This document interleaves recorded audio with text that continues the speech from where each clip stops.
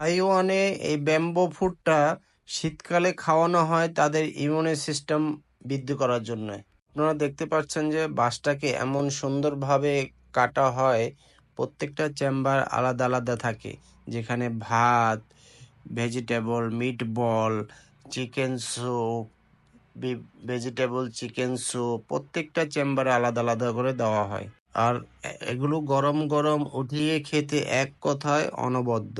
তবে সবগুলো বাঁশ একসাথে করে বাইরে থেকে আগুনের তাপ দেওয়া হয় 1 ঘন্টা যাবত, এবং এগুলো থেকে এক ধরনের তেল বের হয়। দেখবেন যে প্রত্যেকটা খাবার উপরে তেল ভাসছে, এই তেলটাই মূলত মানুষের শরীরে ইমিউনি সিস্টেম বেরোতে বৃদ্ধি করে। বিশেষজ্ঞরা রিসার্চ করে দেখেছে এই ব্যাম্বো ফুডটাকে মানুষের শরীরে ইমিউনি সিস্টেম বৃদ্ধি করে এবং বুস্টার হিসাবে কাজ করে।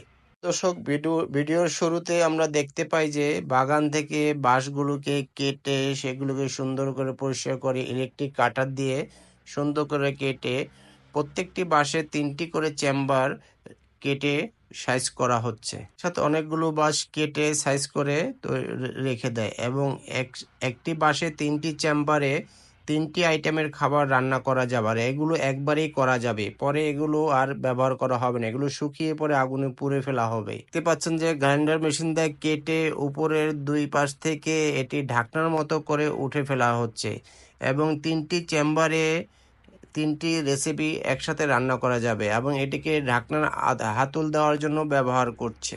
বিশ্বের বিভিন্ন দেশে বাঁশের রেসিপি এবং তাইওয়ানের রেসিপি অনেকটাই পার্থক্য। এদের বাঁশের সিক্রেট এবং ঔষধীয় গুণাগুণ অনেকটাই সিক্রেট। তো যাই হোক, এই বাঁশগুলোকে সুন্দর করে পানি দিয়ে পরিষ্কার করে সেগুলোকে সারিবদ্ধভাবে রাখতেছে রেস্টুরেন্ট কর্তৃপক্ষ, এবং প্রত্যেকটা চেম্বারে আলাদা আলাদা মিট বল, ফ্রেশ চিকেন এবং ভেজিটেবল, মাশরুম, পাহাড়ি সবজি এবং ভাত, এগুলো প্রত্যেকটা চেম্বারে আলাদা আলাদা করে দিয়ে ঢাকনা দিয়ে ঢেকে দিচ্ছে, এবং একটি চুল্লির উপরে সবগুলো সজ্জিত করা হয়েছে, এবং চুল্লি থেকে 1.5 ফুট নিচে আগুনের তাপ দেওয়া হচ্ছে, এবং উপর থেকে পানির স্প্রে করা হচ্ছে, কারণ বাঁশের স্কিনটা যেন পুড়ে না যায়, এবং এটা খেয়াল রাখতে হবে। রান্না করতে গেলে বাঁশটা পুড়ে গেলে তো রান্নাটা হবে না, এটা মাথায় রেখেই এই কাজটা করতে হবে। কাজটাকে খুব দক্ষতার সাথে শেষ করেন